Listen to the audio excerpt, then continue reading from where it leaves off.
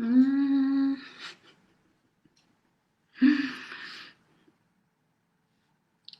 Uh-oh.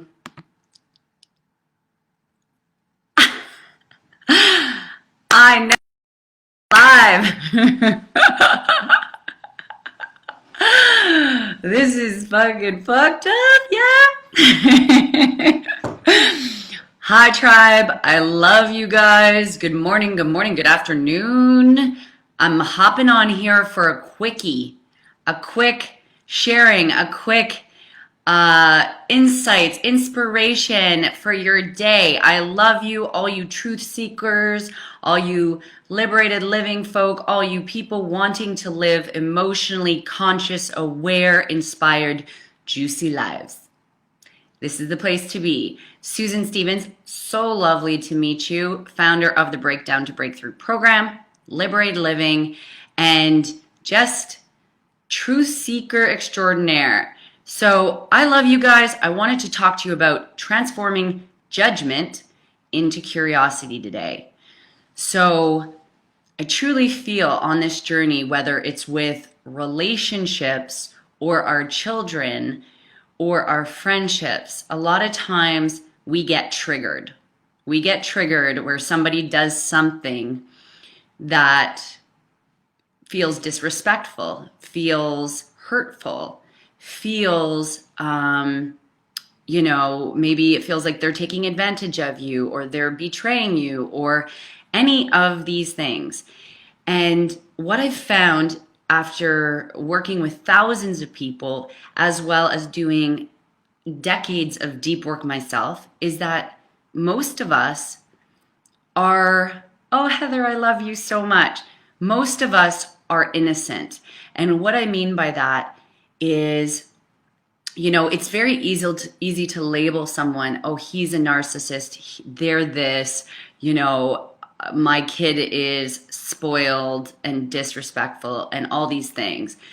But the problem that label does is it doesn't allow you to truly understand where someone's behavior is coming from, to truly dive deep and understand why are they doing what they do.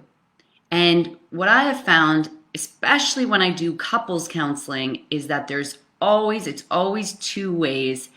And a lot of the time, people are not great at speaking their needs or speaking their feelings, and it can come across in perhaps disrespectful or hurtful ways. And so a few tips when I talk about transforming judgment into curiosity. It can work in any relationship in your life. And I'll give you an example of a situation that happened with my son. But the very first thing you want to do is recognize when we're in relationships with people that if you're triggered, if someone does something, maybe they're triggered first, you don't even know. They do something to you, it's hurtful, you're triggered. In those moments when both people are triggered, it is not the ideal time to talk about it and to work it out. Because each person is operating from their 5-year-old self or their, teenage self or wherever that trauma goes back to. So each person, when they're triggered, is they're wanting to feel deeply heard, deeply understood, and they have an unmet need that is needing to be fulfilled. But oftentimes when you have twin flame relationships, soulmate relationships, people come into each other's lives because each person's need is opposite to the others. And it's about they get triggered so that people can actually re-experience those pains from childhood, honor them, shift them, and finally be able to express them and give themselves or have someone else give them what they need. But where it goes wrong is, so number one rule when it comes to transforming judgment into curiosity and also having Juicy, fucking succulent relationships is when two people are triggered, you do not have conversations. You do not talk it out when you both are triggered. Okay? The only thing you want to do when you both are triggered is to say, because the one person is going to be wanting to be heard and the other person is going to wanting to be heard, and there's going to be no hearing. And usually when someone's triggered, the one person's angry. And if people are not going to respond to you when you're angry and not coming from a state of love, from a state of actually wanting to hear the other person's side. And when you're triggered, you do not want to hear the other person's side. Okay? It's all about you when you're triggered. It's all about healing your inner child when you're triggered. So, oh my God, I love it. I love you guys. Melissa and Heather, you guys are so fucking beautiful. You are badass. Your set was sick. Yo, that was so good. But that's it. So the best thing to do is when each person gets triggered is to take space. Where this is a problem is if people aren't good at doing the deep inner work. So a lot of times what happens is one person in the relationship has abandonment issues, say, or something where they want to resolve it right now. They want to resolve it. They think it's possible to resolve it right now. But they don't understand that they're not going to feel heard or get their needs met. And so a lot of times one person will go and want to take space and the other person will take that as an abandonment. And this is tricky because the one person will be like, I don't want to, we can't go to bed while we're fighting or upset. I actually think that's the worst. I think it's actually good to go to bed and separate and have each person grieve their sadness, feel their hurts, actually connect it back to the childhood. Why is this such a trigger for you? Why is that betrayal or your partner lying such a trigger? Because it's easy to label our partners, oh, he's a liar. He always lies. He's if someone cheats on a partner, oh, they're a cheater. They're an awful person. Well, it's deeper than that, people. It's, a lot of times lying comes from a fear of telling the truth. Why? Because as a kid, if you told the truth, you would be punished. You would be reprimanded. You would be grounded. You would be beaten. So it's not as simple as, oh, he's an awful person. He's a liar. Or, me when I was a drinker, oh, she's an alcoholic. She's fucked up.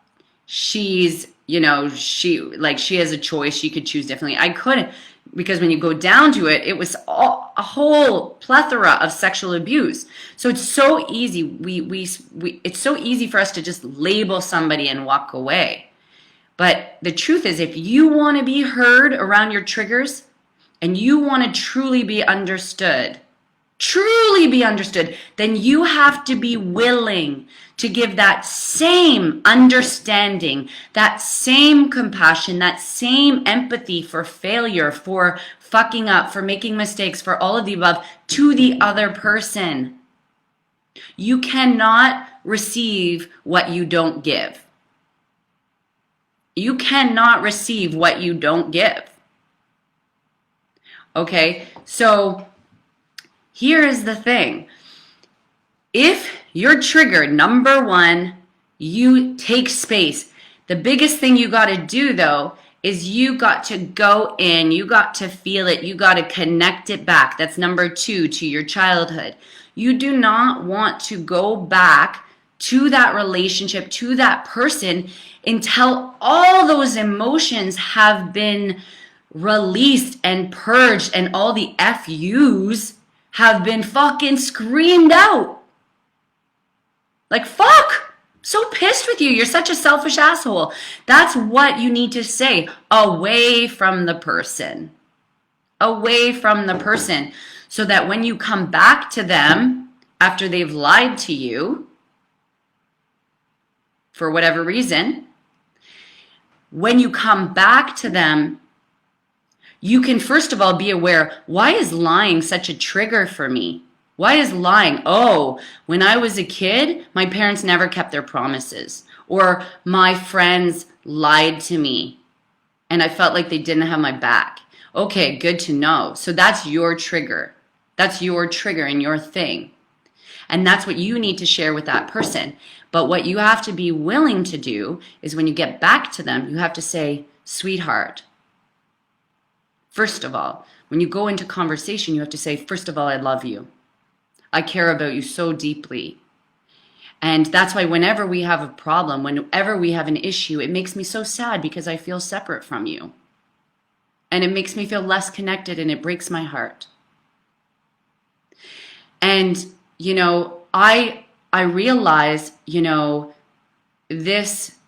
I realize I'm triggered because of this. And you don't just tell them, oh, that hurt my feelings. When you lied, it hurt my feelings. What you want to say is, when you do that, it triggers me because as a kid, I felt lied to, or I felt there was dishonesty with all these situations, and it was devastating to me. And it caused me to close my heart down, that any single time somebody does that same behavior, I just want to cast them out of my life and fucking just hang out on my own island and just, you know, build a fucking barbed wire fence around my heart so that I never have to experience that same hurt again. I never have to experience that same pain. I can never have empathy for anybody that does that same thing. And then that shuts me down to love with you and to truly loving you and understanding, why does he do that? What is it? And how am I attributing to his lying? Is when he tells me the truth, am I becoming reprimanding? Am I becoming angry? Am I controlling? Am I scary a little bit? How am I participating in this? Okay? The other thing, then, and once you say that, then you want to understand them. Why is it hard? Tell me why you did that. Why was it hard? Why is it hard for you to tell the truth with me? What does that bring up in your heart, sweetheart? You know, and if it brings up fear, if it brings up, you know, am I causing that for you? Are you scared of my response? Because it's relationships, it's just not as simple as saying he's selfish, he's a liar. It's two-way. So what people do not do, and I always say to women, if you want to attract a partner, first of all, you got to give that man what he has never received from anyone else. And let me tell you, it's not looks. It's not image. It's not fucking all this fake, superficial shit.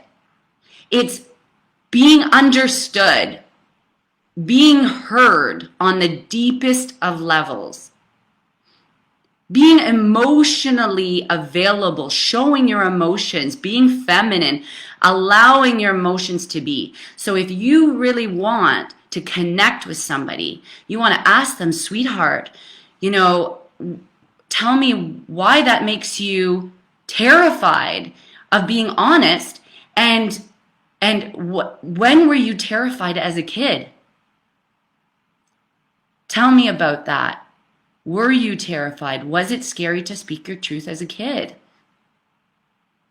And it makes me almost want to be teary about it, because this is what people don't do. This is what people don't do in relationships. They have surface relationships and they wonder why they don't have a deep connection. Well, you gotta fucking ask. You gotta go there with somebody. And when you go there, when they say, yeah, fuck, every time I was honest, I was beaten. Well, fuck. Because they're going to attract people that do the same thing to them. Do you understand? So you as their partner must have certain aspects of their parents that you need to heal in yourself.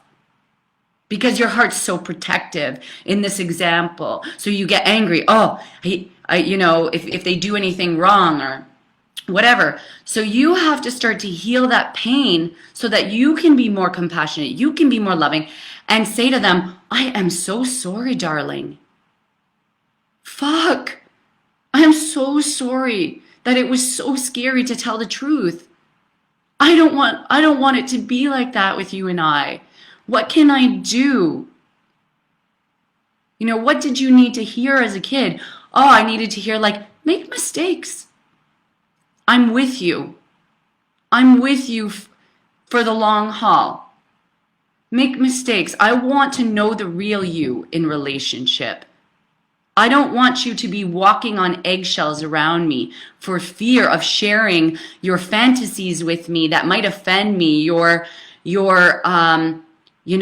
deepest desires, even just being selfish. If you need to be selfish for a day, but you think you can't, so you lie to me. You need to get to the root. Why are you lying? Why are you scared of telling the truth? This is important. So this is how you start to transform this judgment into curiosity. And when two people can fully start to be heard on the deepest level, they melt into each other. They become deeply saturated in love with each other, and it inspires the most profound change, the most profound coming together, where each person says, okay, I'm going to try to be a little more honest, and the other one says, I'm not going to overreact. I am not going to chop your head off, or, I'm going to take a moment when things happen and let out the emotion so I don't take the emotion out on you. I'm going to heal my own fears around lying, or whatever the situation is. This is just an example. But this is what we have to do. And I had the exact same. So what I want you to look at for anybody on this call, and if anyone's needing support in relationships in these areas, they want to have juicy fucking relationships with their divine partners. They want to have it with their children or with their friends. And I am coming into this in my own relationship right now, where I am letting go of my fucking protection and my fear and my, and recognizing my partner's strengths and weaknesses, and also giving him patience around those weaknesses. And as long as he's making effort, as long as we both are making effort. So anybody, if you need a call, I'm going to drop a link and you can jump on a call with me and we'll get to the root of what's going on for you, why you're stuck. Why do these things keep fucking repeating themselves in your life? Okay? It's so important. And I'll give you an example, one last little example about with children. My son, I went away on March break, Collingwood, for 4 or 5 days, snowboarding. It was great. My son, on the second or third day, kept kind of like, every time he would come to me, he would like be aggressive with me or hit me, or not hit in a bad way, just playfully kind of be like, kind of be annoyingly, he's trying to create like a rise, but he's trying to get a little kick out of me. And I kept saying, like, Tanner, can you just stop? Like, can't you just come to me and be gentle, or, this? Or he would always come over and say, like, fart or pee or this or that, and just like be aggressive or jump on me, or like, and I just was getting like, thinking he was acting out all the time. And I started be like almost wanting to not berate him, but be like, what is wrong with you? Why are you being so disrespectful? Why can't you listen to me? As parents, we do that. Why can't you listen to me? You're acting out. What the fuck is wrong with you? We have that energy of like, oh, they're a bad kid. Oh, they're so annoying. Oh, they're not listening. But the truth is, when I actually, first of all, what did I do? Let's follow the steps. I took space because I was triggered. Why was I triggered? We're both on vacation. There's no one giving me a break, and there's nobody his age he's able to play with. So we're both stressed. We're both triggered. So I decided I'm going to take a break and just let out my emotions. So I had a little cry in the bathtub, just like in the bathroom, just had a little like being like, fuck, just like, I need a break. I need support. So I let it all out. And when I finally let it out, I realized in that moment, yeah, going on holiday, just him and I, for me, is not, it's great, but it's exhausting. And that in the future, it's like, I'm going to find ways to get support so I can go on a run, so I can fill up, so I can recharge. Yeah? Fill my bucket so that he is just getting my overflow. He's not getting what's in my fucking bucket. No one should get what's in your bucket. What's in your bucket is yours. Let's say that together. Preach. But the thing was, my triggering, my lack was not allowing me to see what his unmet need was. No, I just labeled him. You are bad. And so when I just took a moment and I said to him, sweetheart, I love you. I'm sorry. My son and I, we always joke, we're like, we have a love-hate relationship because when we're triggered, it can be intense. So I said to him, I said, I'm just feeling exhausted and, tired out, and I just really need some mommy time. And when you don't act a certain way, and I know you're feeling something, I just, it makes me, I'm less patient and I feel sad and I'm sorry that I'm not trying to get you and understand where you're at. So I also said to him, like, I'm just needing to fill up. And so I said, what's going on for you, sweetheart? Why are you trying to always get a rise? And he's like, he's just wanting attention, but not just my attention, kids' attention. He wants to play. He wants to be silly. Because I started to ask, why is he doing that? He's just wanting to do that to get a rise, be stupid, be silly, be playful. And I'm an adult. I can only fucking play for so many hours before I am pooched. 2-3 hours of rolling quarters on the floor or playing with trucks or wrestling. Like, I can only do it for so long. So I recognized, he needs kids. And that's why he's not a bad kid. He's seeking play. He's seeking stupid silly. He wants to wrestle. Okay? So it's so important. It's so important to transform our judgment into curiosity. This is it. Anger is just an unmet need. Acting out is just an unmet need. So whoever we're with, we need, whoever we're with, we need to understand their needs. If you want your needs to be met, you got to meet the needs of your partner, meet the needs of your friends, meet the needs, if you can in the moment, if that's actually possible. Who knows? You might need to be selfish that day. But overall, in the whole complexity and duration of the relationship. So I love you all. Really start to look at and comment below, where are you in your life judging somebody instead of understanding somebody? Where are you? And you could drop a comment right now. Where do you feel? What behavior is a trigger for you? What behavior? Because it's usually the thing that triggers you the most. It's going to come into your life repeatedly so we can truly heal what's behind it and give compassion, because most people's behaviors are quite innocent. And can be solved. I know with my son, that's what we did.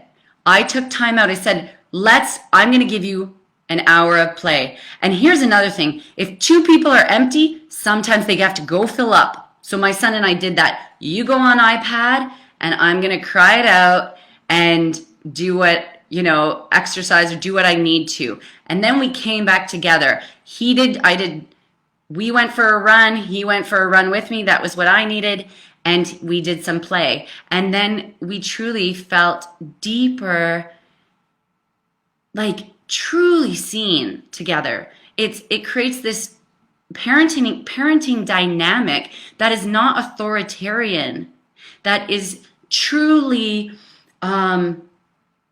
mature, and that your child is going to learn those techniques if you can do that, where it's not just you got to do this because I said so, which just doesn't work. It's truly about understanding your child's needs on a daily basis and them understanding your needs. Because let me tell you, if you don't speak your needs to your child, they are going to grow up entitled, spoiled, and narcissistic and all of that amazing stuff.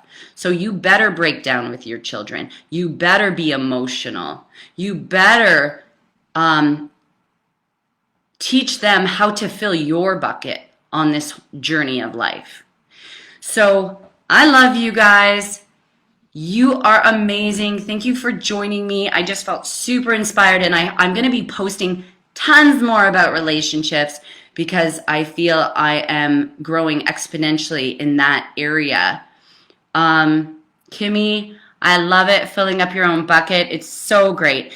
These are the things too we have to speak to in relationship about being selfish, but this is what people don't do. So one last thing. Sometimes people are just selfish without explaining they're selfish. So then it hurts people's feelings. And people take an offense to it and they get triggered. But it's because there hasn't been any communication around your selfishness. So to be truly good at being selfish in a partnership, you have to speak that truth to whoever you're with. You have to say, sweetheart, I love you. I care about us. I care about being able to give to you.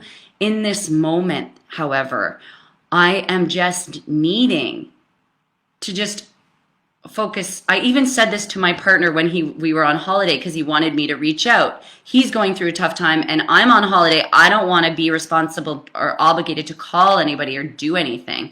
And I had to share it with him and say, listen, it's not that I'm not wanting to be with you or connect with you. It's that I'm wanting to just embrace my selfishness. And it's not a rejection. It's so I can fill up so that when we're together, I have more to give. So I love you guys. Keep, there's like eyeliner out of my fingers. Keep loving yourself. Keep being aware, moving towards greater compassion, greater empathy for yourself, for others, and dropping the judgment, opening to love, taking down the protection if that's where you're at. I love you so much. Have a gorgeous day. Heather, Kimmy, Melissa, you guys fucking rock. I'm going for a run. Love you so much. If anybody, by the way, if you have not already, check out the set by Melissa Christopher on the page, the DJ set. She is awesome. First time DJing, just checking off her goal of being a DJ for the first time in 10 years. She is the bomb.